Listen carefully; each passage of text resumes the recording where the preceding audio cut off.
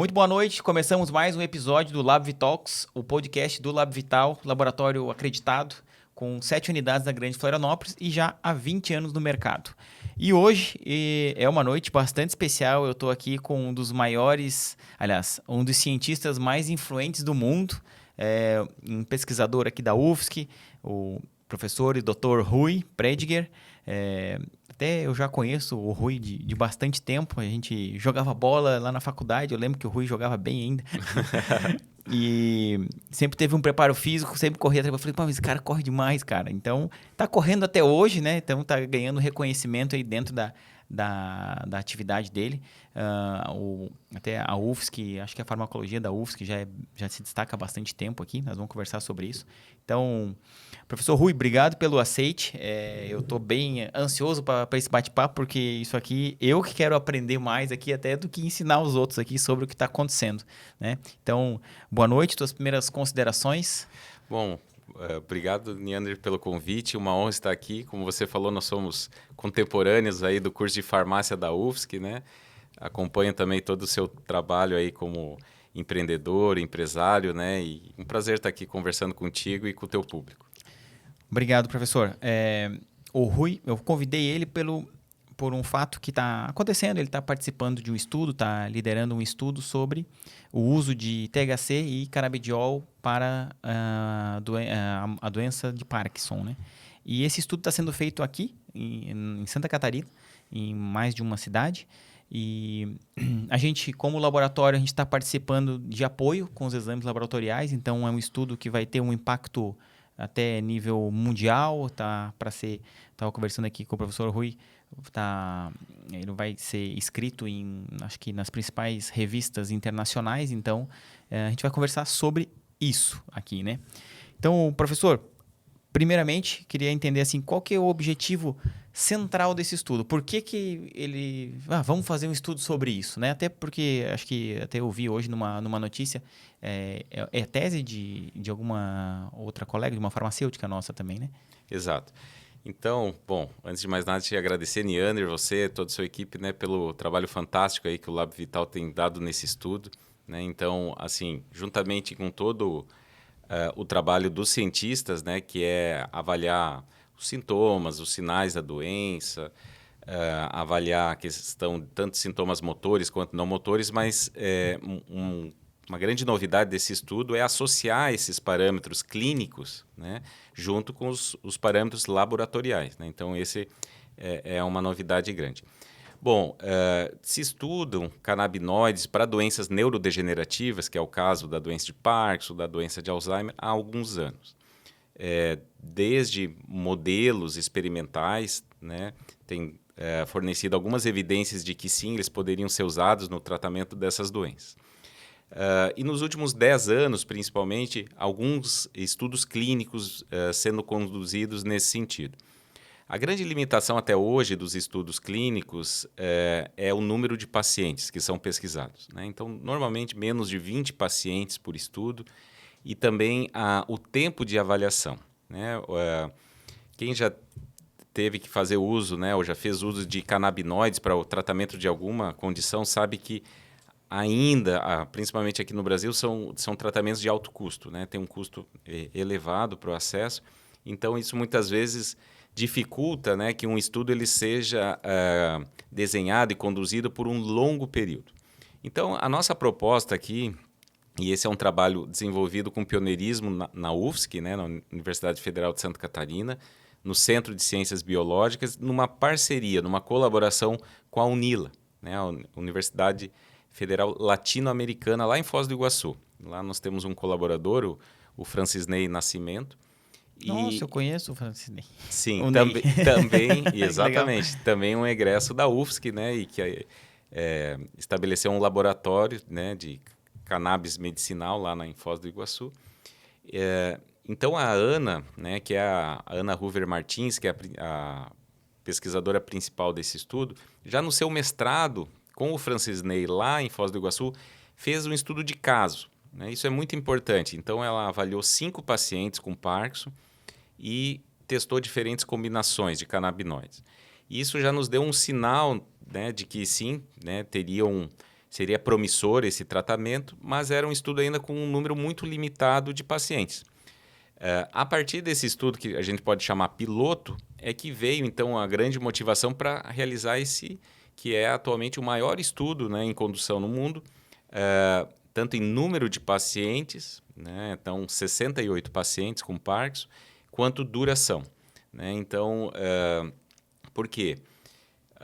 Os trabalhos até hoje, então, com esse número pequeno, mostravam, né, assim, benefícios, mas a avaliação era por um curto espaço de tempo. Então, a nossa pergunta é, bom, será que esses benefícios nós observamos num estudo controlado? Né? Depois podemos entrar com um pouco mais de detalhes. O que é um estudo controlado, um estudo clínico controlado, né? Que nos dá uma evidência científica mais robusta. E, principalmente, se esses benefícios eles seriam mantidos a longo prazo. Né? Porque a gente sabe que, principalmente nessas doenças neurodegenerativas, elas são progressivas. Então, um tratamento ele pode ser eficaz no início, mas não se manter, né? Não manter essa eficácia a longo prazo. Então, esses assim, seriam as principais motivações para esse estudo que estamos conduzindo. Então seria assim, foi dado um sinal lá atrás. Opa, se a gente fizer isso mais encorpado, pode ter algo aí atrás, né? Desse objetivo principal do estudo. Mas assim, qual que é a principal dificuldade de... Acho que até tu já comentou alguma coisa, mas assim, no Brasil ou no mundo, porque agora me contou aqui, ó, vai ter um impacto mundial, né? Por que ninguém fez isso até agora, né? Sim. Bom, primeiro, questões metodológicas, né? Então, assim, você conduzir um estudo controlado como nós realizamos, né? Envolve uma equipe, né? Então, muitas vezes nós temos médicos que tratam os pacientes com Parkinson, inclusive prescrevem canabinoides, mas não são pesquisadores, né? Por outro lado, muitas vezes os pesquisadores envolvidos nessa área não são clínicos. Então, primeiro desafio, montar uma equipe multidisciplinar, né? Que cada um... Que encaixe, né? Que encaixe, entenda. exato. Que cada um saiba o seu papel, né? Então, que o cientista, né, desenhe o estudo, acompanhe os resultados, o médico, né, dê todo o suporte clínico para os pacientes. Então, esse é um primeiro desafio. O outro, como eu já estava mencionando, é que na área de canabinoides, né, quando a gente fala em canabinoides, nós estamos falando de centenas de substâncias. Né? Então, desde fitocannabinoides, substâncias que estão na planta cannabis sativas, endocannabinoides, né, canabinoides que são produzidos pelo nosso organismo. Então, isso também é muito interessante. Né? O nosso organismo produz substâncias canabinoides, até canabinoides sintéticos. Então, um outro desafio é, bom, onde nós vamos apostar as nossas fichas? Né? Em qual combinação, quais dessas substâncias canabinoides? Então, isso também é algo complexo. E, por fim, o custo desses estudos. Né? Então, assim, seja no Brasil, seja no mundo, para conduzir um estudo com esse tamanho, né, com número de pacientes e principalmente por uma duração tão grande, isso envolve um recurso volumoso. Né? Então, nós conseguimos avançar nesse estudo através de recursos vindos por emenda parlamentar. Né? Então, foi algo que nos deu essa possibilidade de conduzir um estudo dessa magnitude. Ah, entendi. Então, é recurso público. Recurso público, né, que entrou via o Ministério da Ciência, Tecnologia e Inovação. E, bom, um outro limitante, né, nós não podemos falar, é a burocracia envolvida para você trabalhar com canabinoides. Né? E isso no Brasil, né, assim, a gente está avançando, mas o nosso grupo, a gente pode falar que foi pioneiro na importação do número, né, uma quantidade tão grande de canabinoides para pesquisa clínica. Né? Então, assim... Que nem é muito, né? Isso. Mas, né, se a gente for pensar, desde a aprovação do nosso estudo, né, nós já estávamos com financiamento aprovado em comitê de ética. A nossa tramitação a nível de Anvisa para importação desses produtos canabinoides, né, que estão sendo importados da Suíça, levou mais de 2 anos. Nossa. Então, assim, é um desafio adicional. Então, a gente fala limitações técnico-científicas, né, que é a equipe, a questão do financiamento E, por fim, né, essas questões legais que envolvem trabalhar com essas substâncias controladas. Então vocês são vencedores. Porque Sim. são os maiores obstáculos, todo tipo de obstáculo, burocrático, financeiro, né, pessoas, porque além das pessoas da equipe, né, tem as próprias pessoas do estudo, né? Vocês Sim. ainda conseguem captar, né? Porque nós estávamos conversando antes aqui, um dos pontos fortes do estudo é a quantidade, o N, né? A quantidade de pesquisados. Uhum. Então, começou com 68 a gente está com um pouco mais de um ano, né, de estudo. Então, teve 3 desistências. A previsão aqui vai chegar com 60, pelo menos, né? Vai. Né? Então, isso nos deixa, né, bastante feliz que, ao longo de mais de um ano de estudo, apenas 3 pacientes, né, por questões diversas, porque outra questão que nos orgulha, né, todos os nossos pacientes são do estado de Santa Catarina. Então, é um estudo assim, realmente nacional e com público, né, catarinense. Basicamente, nós temos pacientes de Florianópolis, de Rio do Sul, né, são os 2 grandes polos que nós temos em termos de número de pacientes, mas temos pacientes de Joinville também, pacientes de Blumenau, né? Então, assim, os pacientes que desistiram, na verdade, é muito mais por uma questão logística, né, de poder estar participando em todos os momentos das avaliações, do que qualquer outra questão, assim, né? Então, isso é muito gratificante. E bom, esse estudo, um estudo controlado como esse, duplo cego, só para... Né, talvez você explicar um pouquinho que está escrito aqui na minha pauta que é o duplo cego. Eu não sei o que é. Né? Agora o professor Rui vai explicar para nós aqui, em termos, né, mais coloquialmente falando, o que é um duplo cego. Não é 2 cegos um do lado do outro, né? Bom, um estudo que nós falamos assim padrão ouro, né, em termos de rigor científico num estudo clínico, ele tem algumas premissas. O primeiro é que você tem um grupo controle por placebo. Né? Então, o que é isso?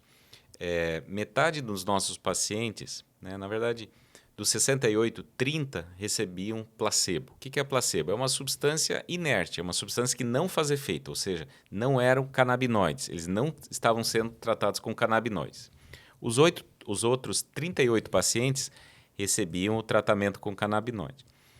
Mas uma outra questão importante metodológica, né, que atesta o rigor científico, é essa questão do duplo cego. O que é isso? Nem os pacientes e nem a equipe sabe a qual grupo aquele paciente pertence. Quem estava usando e quem não estava. Isso. Porque assim, né, isso pode gerar algum tipo de viés, seja para o paciente, né, de uma vez sabendo que está recebendo o placebo, por exemplo, abandonar o estudo. Uhum. Por outro lado, a equipe, né, por mais correta, ética que a nossa equipe sabe que esse cara aqui não vai dar nada. Isso. Né? Já então, passa na própria avaliação pode ter algum, né, algo assim. Então, o duplo cego se refere a isso. Ela é feita uma análise, né, sem o próprio paciente saber qual tratamento ele está recebendo e também os avaliadores. Né? Então, somente uma outra pessoa da equipe, que na verdade nem residia em Florianópolis, né, que tinha os códigos. E não tem o contato com essas pessoas. Nós não temos o contato então assim, e os frascos, eles são todos com código, né? Então, você não consegue diferenciar qual que é o frasco do placebo, qual que é o frasco da substância canabinoide. Isso gerou, né, assim, até umas condições. Essa fase do duplo cego, ela durou 6 meses, né? Então, um longo período. E é muito interessante, né, que nesse perfil tinham pacientes e a própria equipe que apostavam, né? Bom, esse paciente né? O seu José, com certeza ele é do grupo tratado, né, com canabinoides, porque ele está melhorando muito, né? Está dormindo melhor, a questão da dor dele também está melhorando.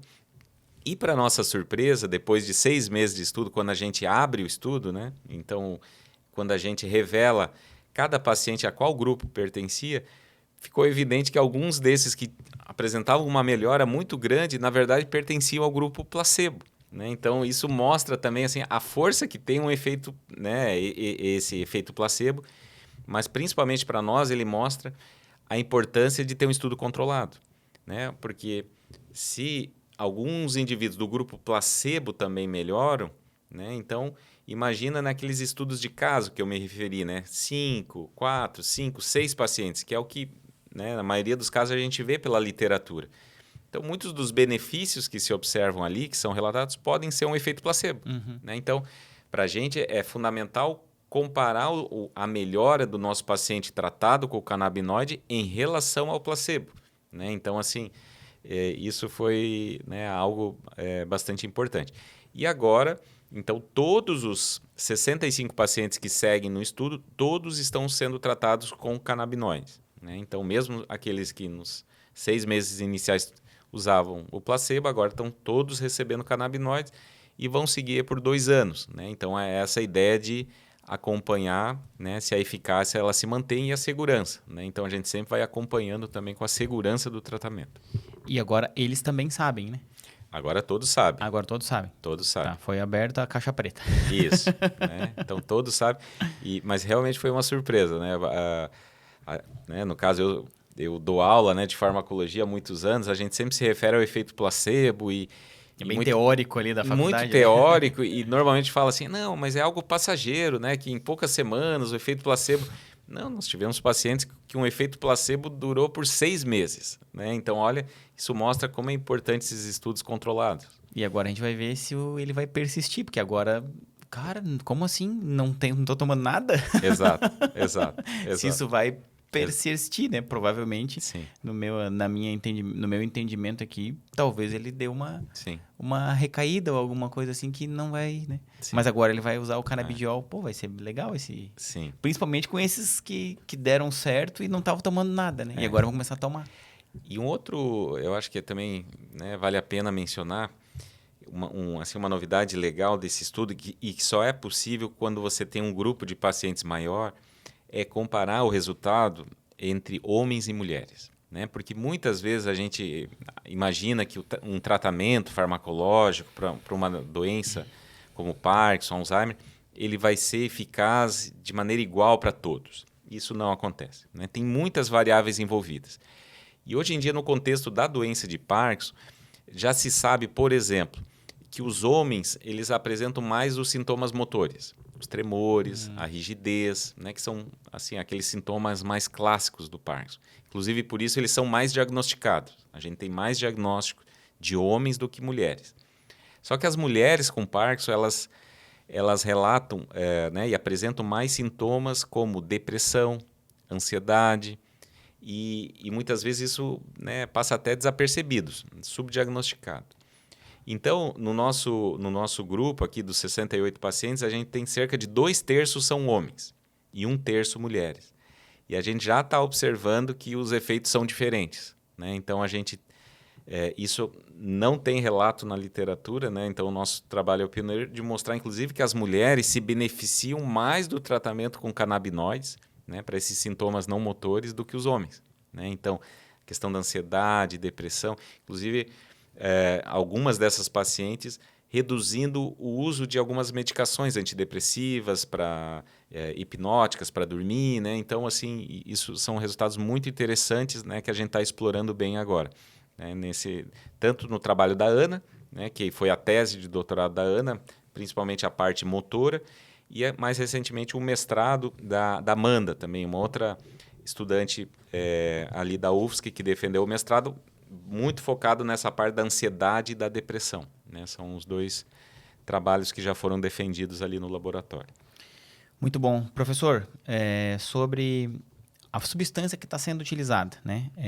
É uma mistura de canabidiol, aliás, canabidiol e THC, né? Então, as pessoas acabam confundindo, achando que é canabinoide, é da maconha, é a mesma coisa, quando não, né? Exatamente, eles são separados porque não são a mesma coisa, né? Assim, o que poderia contar para a gente de forma fácil entendimento, né? O que é um, o que é outro?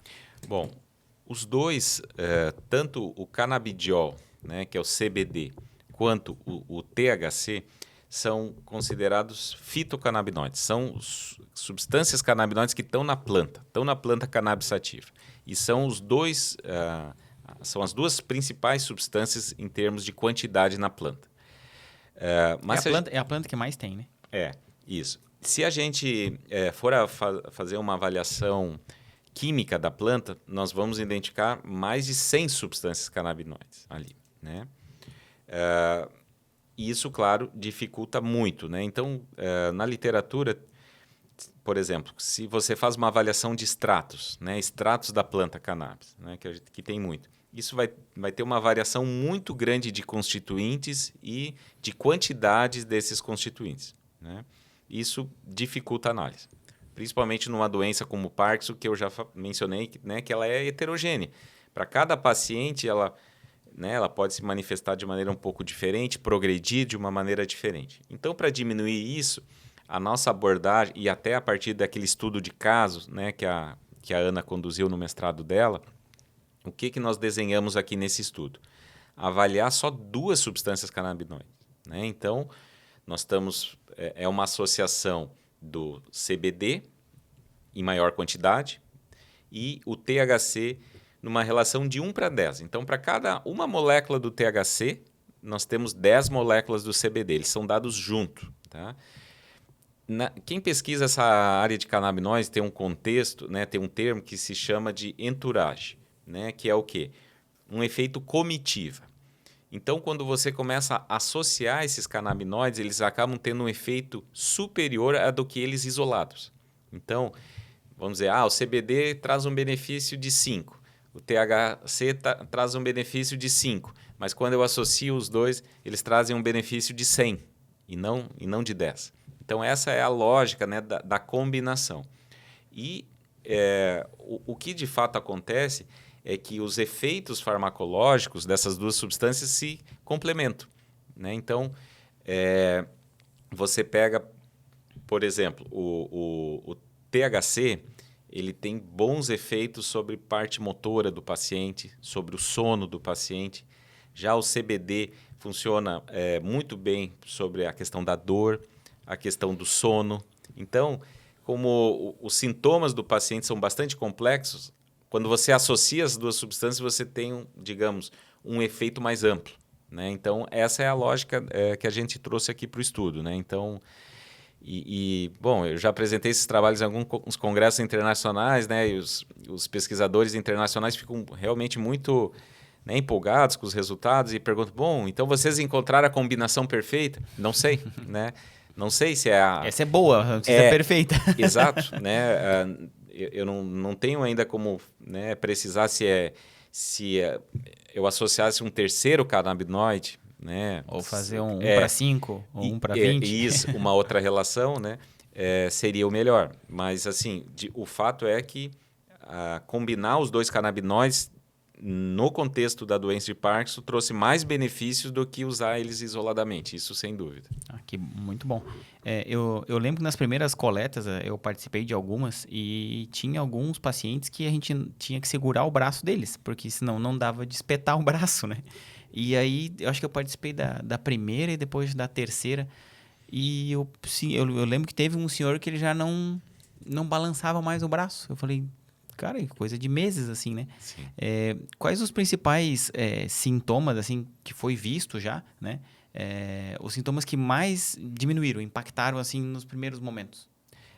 Então, assim, normalmente a gente associa, né? E o próprio paciente, assim, principalmente os homens com Parkinson, os tremores, né? Eles relatam muito a questão do tremor e da bradicinesia, né? Que é o movimento ele fica lento. Então, esses são os sintomas, assim, que eles... né, mais característicos da doença? Isso, são bem característicos das doenças, e principalmente nos homens, e que a gente observou uma melhora, né? Assim, bastante significativa. Só que, no contexto da qualidade de vida desse paciente, muitas vezes os sintomas não motores, né, que passam desapercebidos, né? Muitas vezes as pessoas não sabem, e o próprio paciente ele não associa que aquele sintoma tem a ver com a doença. Então, depressão, né? Ele pensa, não, minha depressão tem outra relação. Tem na família, genético. Isso, né? A questão do sono, a questão da dor. Então, a gente observou que esses sintomas não motores também melhoraram muito com o tratamento com os canabinoides. E, em última análise, eles têm um impacto muito grande na qualidade de vida, né? Porque já tem trabalhos que mostram, bom, se eu controlo bem esses sintomas não motores, a cognição do paciente, a parte da depressão, da ansiedade, o meu prognóstico, né, do paciente é melhor. Então, ele consegue viver mais tempo e com melhor qualidade de vida, né? Então, eu posso falar que a gente teve uma associação bem interessante, né? Tanto atuando nos sintomas clássicos motores, né, que é aquele impacto imediato visual, mas também nos sintomas não motores, né? Então, essa parte principalmente da ansiedade, depressão, sono e dor, né? São esses 4, né, que eu falo dos não motores que a gente observou uma boa melhora. Isso ele é devido a... Porque hoje, então, a gente está falando aqui de Parkinson, mas tanto o CBD quanto o THC pode ser usado, então, para depressão, para ansiedade. Né? Então... Isso. Tem, né, evidências nesse sentido, né? Então, inclusive, a gente está né, tentando conseguir o financiamento para avaliar, fazer um estudo semelhante desse em transtornos de ansiedade, né? Então, você tem também há muitos anos já evidências né, de que em alguns transtornos de ansiedade teria benefício com canabinoides. E, de novo, a gente precisa avançar nesses estudos controlados, né, a exemplo do que a gente conduziu aqui. Mas existe esse potencial, sim.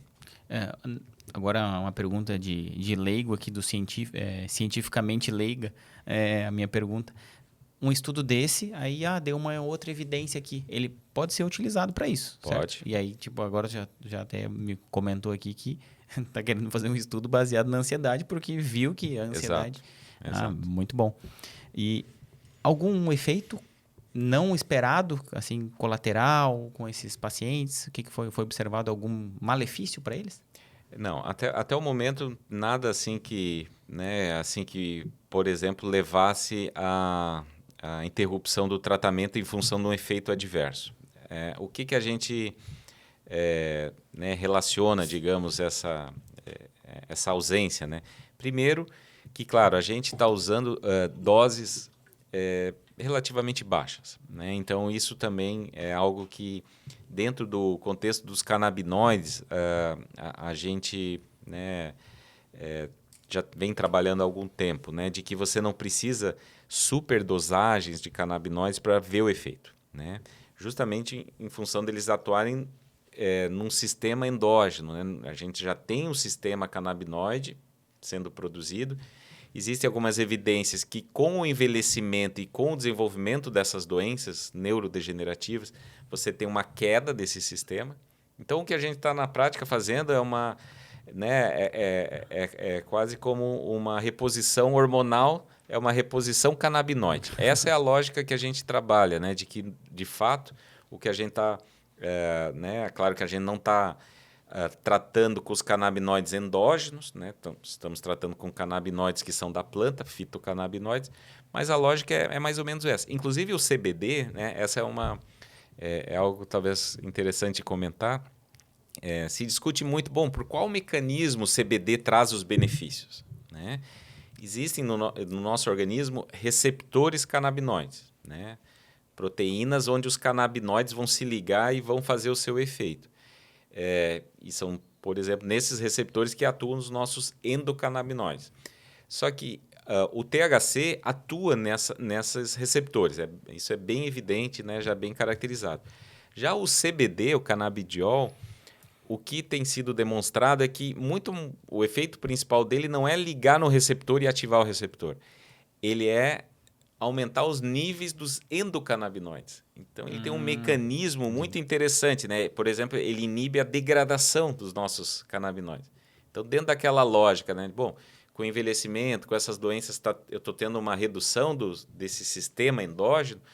O canabidiol é quase como um regulador. Um modulador ali. Um modulador. Né? Então, ele faz uma produção bem feita e não deixa estragar. Isso. Então, isso né, assim, um mecanismo bem interessante e possivelmente por isso ele tem um potencial em tantas doenças, né? Porque ele, de fato, ele consegue regular, né, esse sistema endógeno em todo o nosso organismo, né? Então, daí um potencial tão amplo. Daí vem a sinergia dos dois, eles não atuam de forma competitiva, não fazem a mesma coisa, né? Exato. Como é que é? Um toca as ovelhinhas e o outro cuida do portão para não fugir, né? Exato, exato. Fazendo uma analogia simples Sim, aqui. sim. Até a gente já comentou do relato aqui da mudança de qualidade de vida, né? Eu lembro de quando eu fui numa coleta, teve um senhor que ele na outra, ele já veio com roupa assim de atleta, né? Com bermuda e regata, super empolgado, conversando com o educador físico, falando que ele estava pedalando. E um senhor de uns 65 anos, eu acho, assim. Coisa que ele falou que não andava mais tanto de bicicleta e agora ele está com muita vontade. Então, o quanto existe uma porcentagem, assim, dessa aumento da disposição, da qualidade de vida desse estudo já nessa fase? A gente, né, ainda não tem, digamos, esse dado e nós trabalhamos muito, né, também assim com o benefício individual. Eu acho que isso é muito importante, né? Então, assim, mais do que, bom, quanto no final, 68, qual o percentual que eles melhoraram, etc., é entender essas particularidades, né? Então, eu acho isso super importante. Então, para aquele que tinha depressão, ansiedade, ver o quanto que melhorou desse sintoma. Aquele que tinha uma limitação física maior, o quanto ele está se beneficiando. Então, a gente está com essa análise, né, agora sendo conduzida. O Eduardo, né, que é ele é fisioterapeuta, né, e atualmente pós-doc lá no laboratório, ele, né, junto à sua sócia, eles desenvolveram um aplicativo de celular, né? E nesse aplicativo, o paciente diariamente ele relata várias coisas, dentre elas a atividade. Quanto né? que ele caminhou, né? Atividade, né? A gente está implementando ali questões de nutrição, mas aí tem a própria sensibilidade da dor, se ele teve efeito adverso. Então, isso é muito importante, né? Porque os estudos, normalmente, eles vão avaliar de tempos em tempos o paciente, né? A cada 3 meses, a cada 6 meses, mas nós temos, digamos, uma figura diária, né? Então, Não isso tem uma foto, tem um filme. Isso, tem um filme diário, né? Inclusive, né, a gente agora que o estudo está aberto, nós podemos até dar feedbacks. Olha, o que aconteceu nesse dia, né? Por que nesse dia aqui né, você teve mais efeito? Aí a gente já consegue pensar, aconteceu alguma coisa que nesse dia a sua ansiedade né, aumentou. Então, Ele mesmo dá uma nota? isso. Tipo, como que tu está... Isso, é um autorrelato. É um autorrelato. Isso, é uma autoavaliação que ele dá ali, né? Então, a gente consegue fazer esses links, né? Então, assim, o seu sintoma ali naquele dia estava menos controlado por causa disso. Né? Inclusive, avançando até para interações, né? Possíveis interações farmacológicas, se ele iniciou um tratamento novo, alguma coisa, o quanto isso impactou no tratamento do Parkinson. Então, tudo isso, né, a gente consegue fazer. É claro, são muitos dados, né? Então, a gente está agora até, alguns deles, já avançando para avaliação com inteligência artificial, né? Porque senão, assim, seria difícil, né? Depender só de uma análise estatística mais padrão, de um pesquisador. Então, a gente está, né, avançando aí. É interessante, tu comentou uma hora ali, que é um estudo feito com catarinenses. Então, o efeito desse estudo para a nossa população aqui é mais impactante ainda, pela questão até, né, de genética, cultural, dos imigrantes daqui, né? Então, Isso também, né, se me permite, quando a gente desenhou o estudo, eu tinha algum receio, né? Bom, canabinoides, população idosa, catarinense, né? Nós sabemos que, né, somos um pouco conservadores quanto a isso. E o nosso N, digamos, que, né, a gente estava almejando, era justamente isso, 68 pacientes. Aí eu pensei, poxa, será que a gente vai chegar nisso?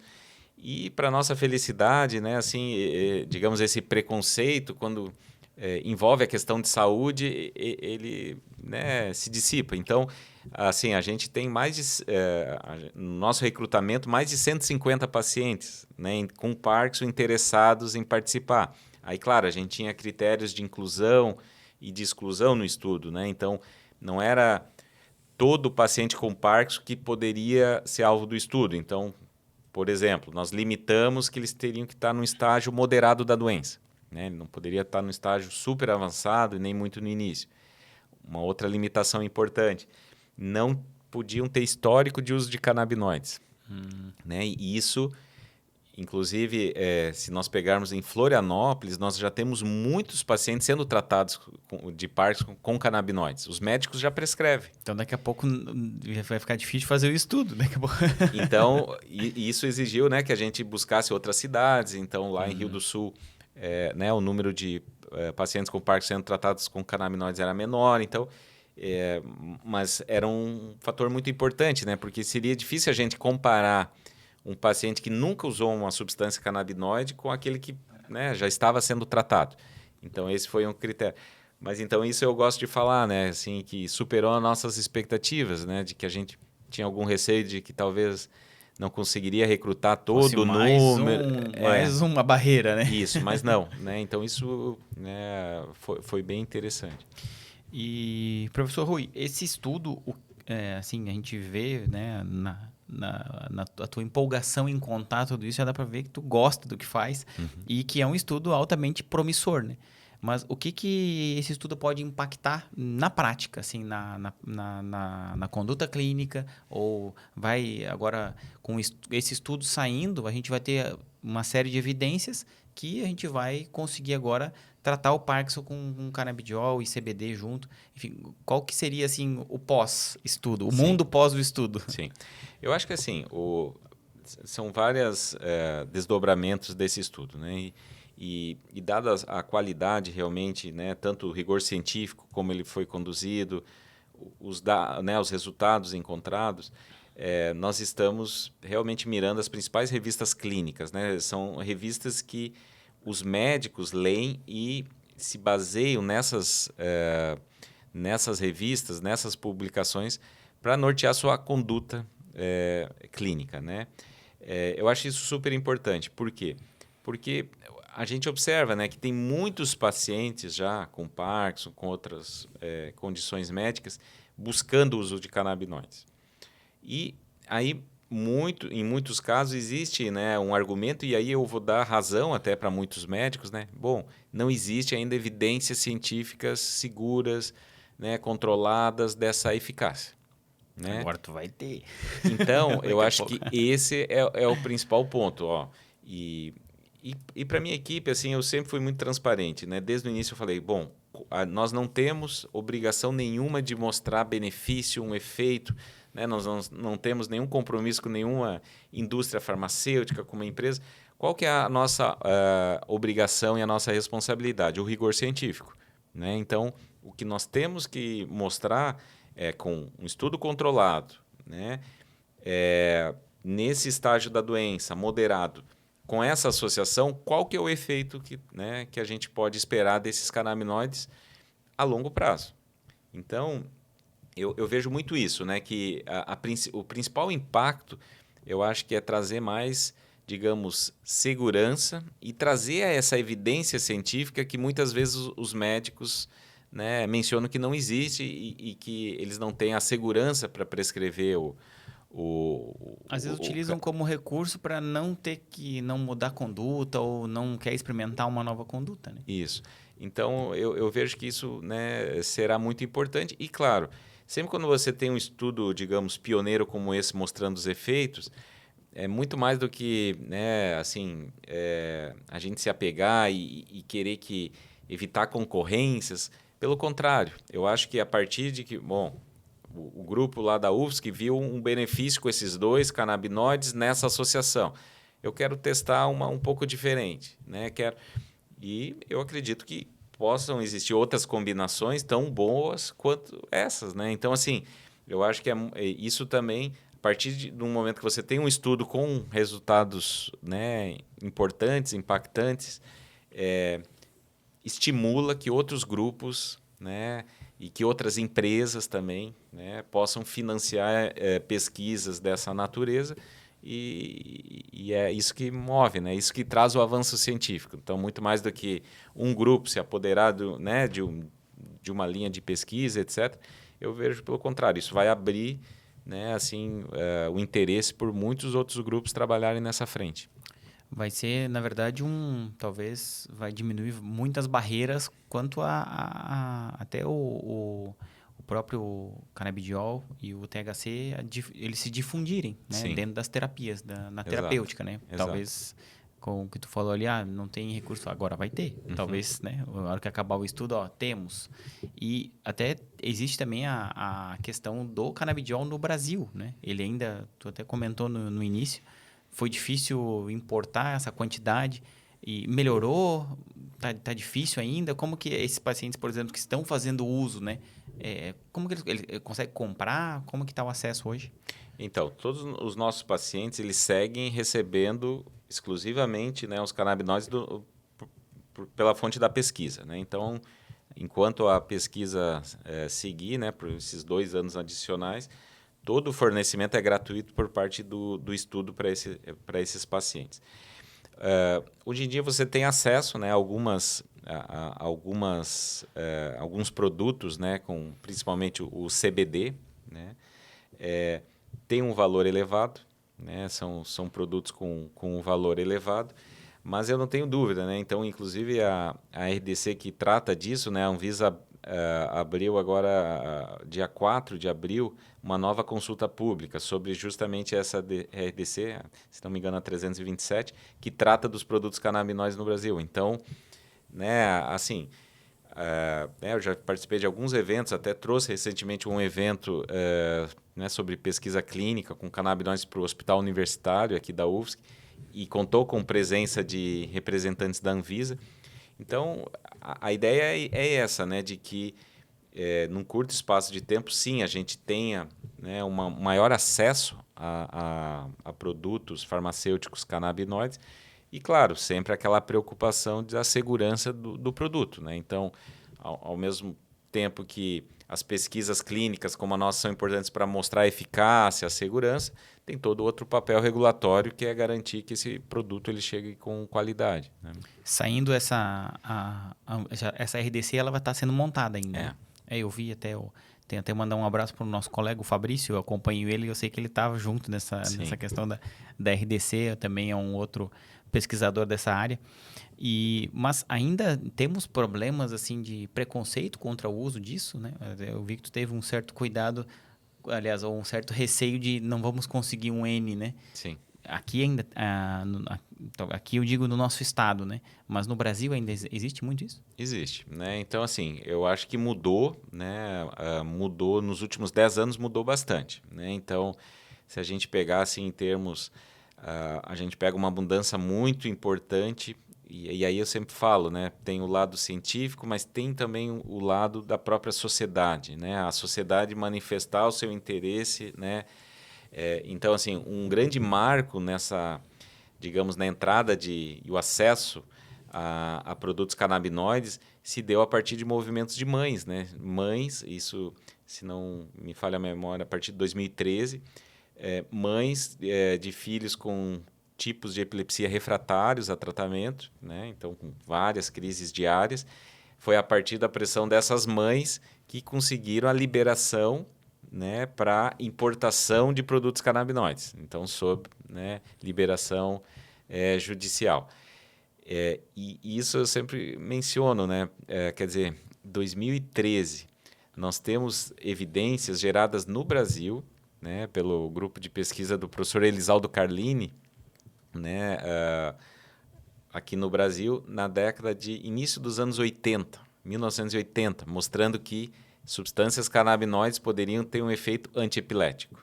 Então, né, levou aí, né, quase 40 anos para que, né, uma evidência científica pudesse gerar, né, digamos, um acesso ao tratamento e através de uma pressão popular, né? Então, assim, são vários fatores envolvidos, né, nesse contexto, mas eu vejo avanços, né? Então, eu acredito que, né, assim, alguns benefícios que estão sendo demonstrados desses canabinoides em algumas condições, citando o próprio Fabrício Pamplona, né, ele brinca, né? Bom, será que os canabinoides serão a nova aspirina, né?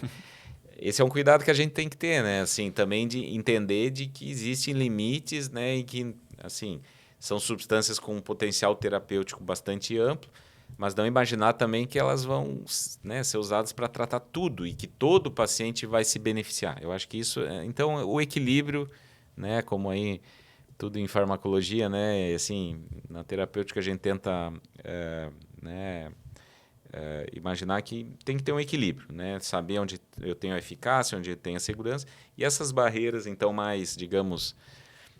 ideológicas, né, mais culturais, eu vejo que elas estão sendo superadas, né, estão superadas. Nada como um amor de mãe, né? Para superar algumas barreiras que... Porque eu lembro desses casos, assim, eu lembro de ter visto na televisão, que até, assim, havia a extração do canabidiol até de forma artesanal, né? As pessoas estavam fazendo, plantando, porque imagina... Né, isso acontece até hoje.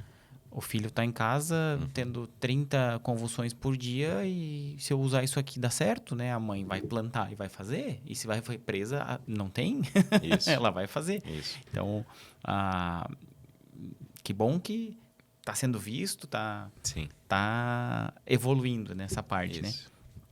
E, professor, agora da pesquisa, qual é o próximo passo? A gente já acabou o duplo cego, né? Tá todo mundo sabendo agora. E agora, quais são os próximos passos até o final da pesquisa para a gente entender onde é que vai chegar esse estudo? Sim.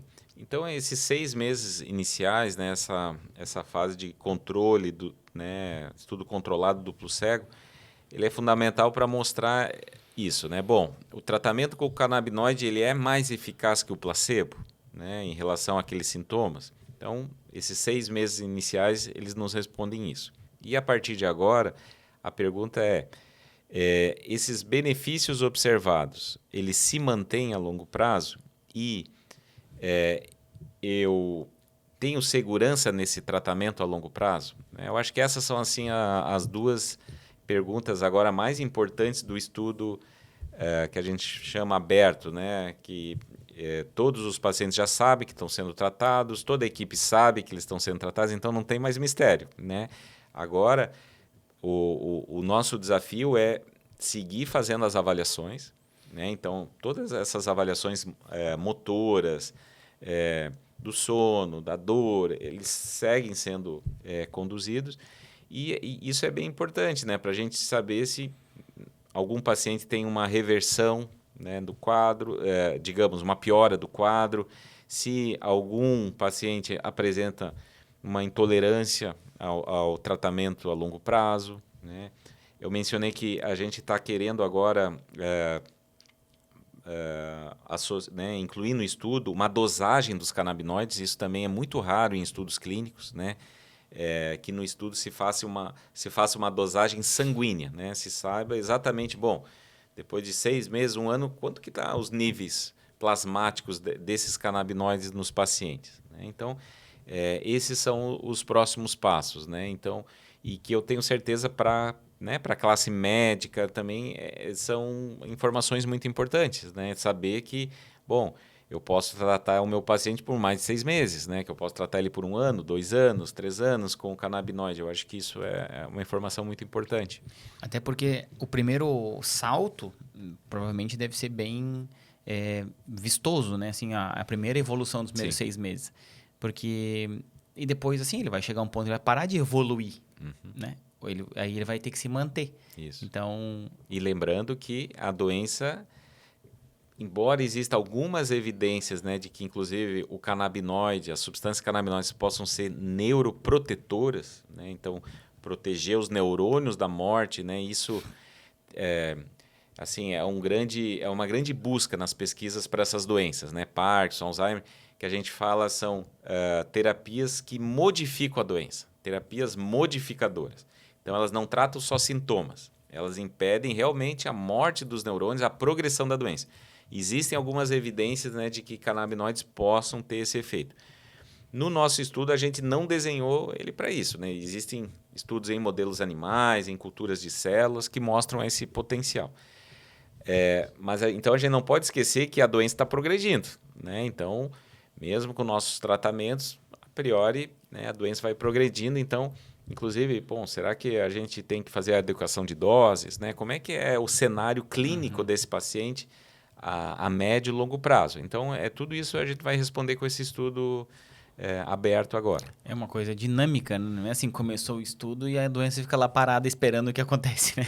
Não, e se você pegar o principal tratamento para o Parkinson, né, que é a levodopa, é um fármaco, né, que eu adoro dar aula de levodopa, a descoberta dela, o desenvolvimento dela é fantástico, é lá da década de 1960. Né? Então, assim, o principal tratamento para a doença de Parkinson persiste há mais de 60 anos. Então, isso mostra que ele é um excelente tratamento. Só que, com a progressão da doença, ela vai perdendo a eficácia. Então, né, tem pacientes que começam usando 3 vezes ao dia levodopa, 3 doses diárias. E alguns, depois de 10 anos, 15 anos, estão tomando 8 vezes ao dia levodopa. Né? Então, isso já mostra que muda o cenário, né, assim, radicalmente entre o diagnóstico do paciente depois de 10 anos, depois de 15 anos. Né? Assim. E essa pesquisa, se alguém que está interessado, eu quero saber mais sobre isso, está sendo, eu sei que vocês estão divulgando os resultados, mas aí em congresso, mas existe algum lugar que possa acompanhar essa pesquisa? Conversando com o professor Rui? Então, nós temos, né, as mídias sociais do laboratório, né? O laboratório que eu coordeno se chama LexDon, né? Então, LexDon, L-E-X-D-O-N. LexDon. LexDon, né? No Instagram? É no Instagram, lexdon.ufsc, né? Que é o laboratório experimental de doenças neurodegenerativas, né? Então, tem também né, o meu próprio e-mail, né, de contato, alguém pode né, também, né, se quiser mais informações. Com alguma frequência a gente recebe, né, contato de familiares, de pacientes. Eu gostaria de participar do estudo. Nós né, temos um banco de voluntários, né, de pacientes que têm para os próximos estudos. Né? Então, isso a gente acha super importante, né?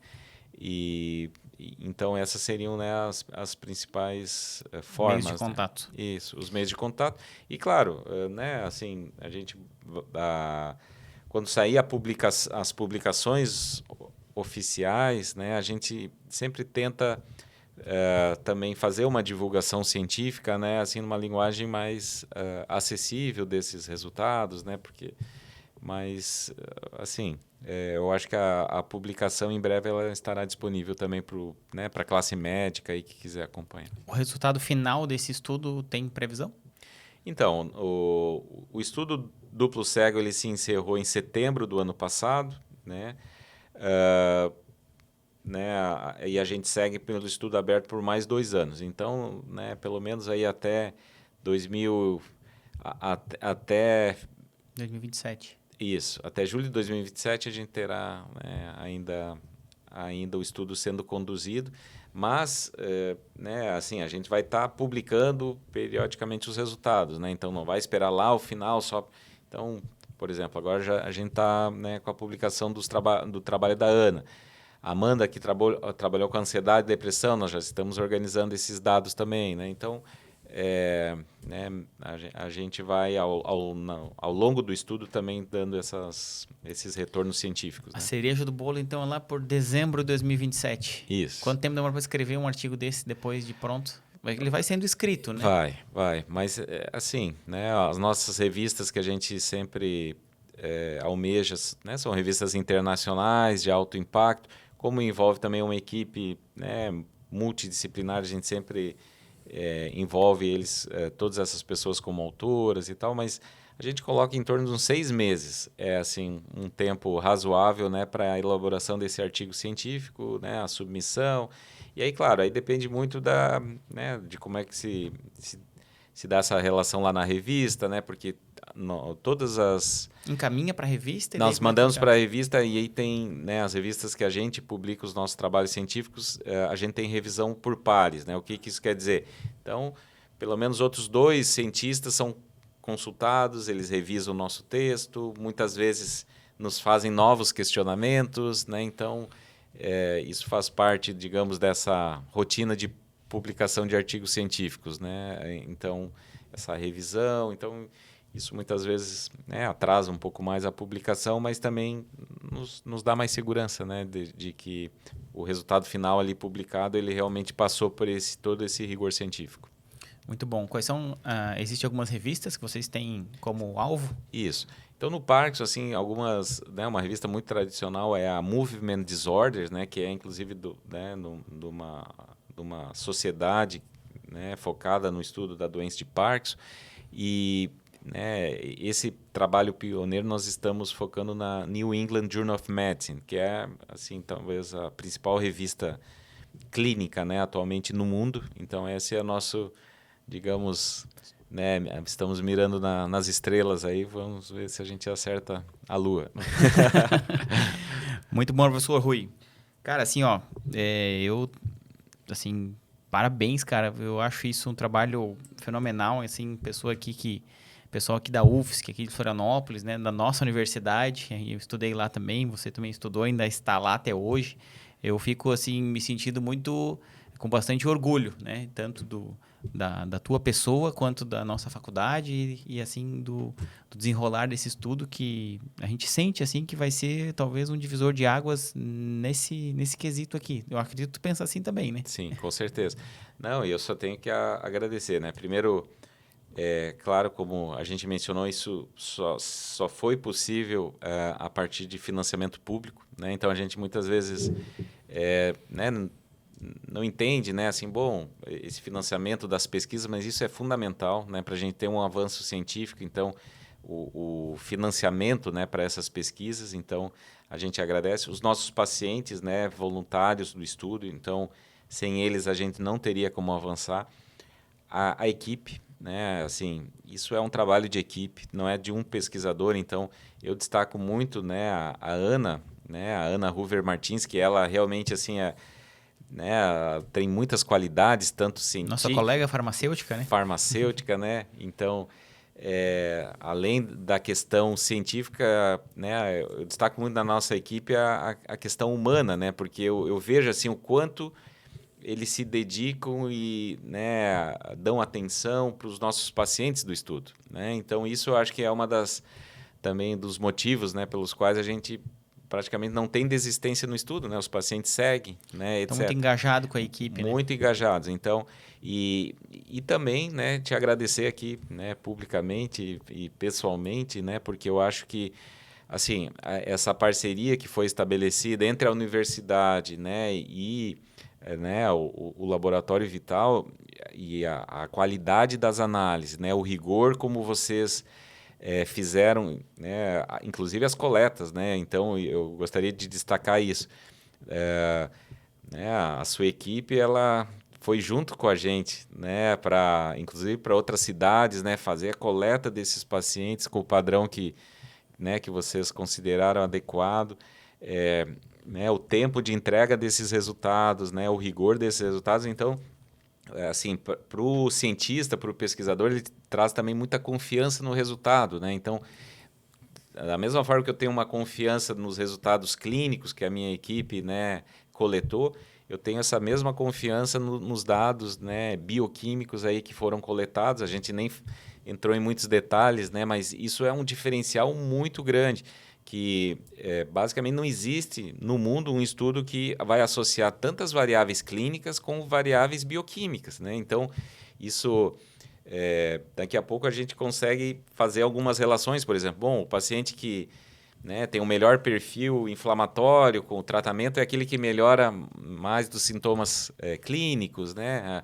Um marcador bem importante que a gente, né, dosou ali o BDNF, né, que é um fator neurotrófico, né? As pessoas talvez não ouviram falar muito dele, mas assim, ele tem um papel muito importante para o funcionamento do cérebro, do sistema nervoso central. E, né, vocês fizeram essa dosagem também. A gente tem pela primeira vez, né, essa relação. Bom, o que um paciente com Parkinson sendo tratado com canabinoide, o que acontece no BDNF? Né? Então, isso não existia na literatura. Então, tem muitas coisas aí importantes, né, desse estudo, e a gente agradece aí muito por essa parceria, né? Foi fundamental. Eu acho que a gente teria muita dificuldade. Eu não tenho dúvida que tanto para conduzir todas essas análises no nosso laboratório, mas principalmente em questão de tempo, né? Nós não teríamos essas análises já prontas nesse momento, com certeza, né? Isso levaria mais 1 ano, 2 anos, talvez, né? Esse sangue aí armazenado para a gente só ter esse resultado daqui a muito tempo, né? Então, a gente só está conseguindo publicar agora esses artigos, né? Fazer essas apresentações em eventos internacionais a partir dessa parceria. Então, eu gostaria também de te agradecer aí publicamente. Imagina, eu que agradeço. É uma honra para a gente fazer parte disso, né? De um estudo tão grandioso. E até fazendo só uma observação aqui, a importância dos exames, né? Porque, assim, não é só o direto, né? Por exemplo, a gente viu aqui que muitos mudaram o estilo de vida.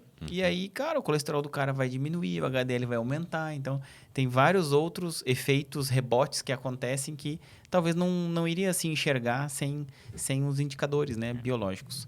Mas, professor Rui, cara, muito obrigado, parabéns de novo, assim, eu estou super empolgado com esse estudo, eu quero ficar sabendo de perto, já estou sabendo, né, mas agora que foi revelado tudo, vira e mexe, eu vou te perguntar as coisas. Cara, obrigado. Obrigado.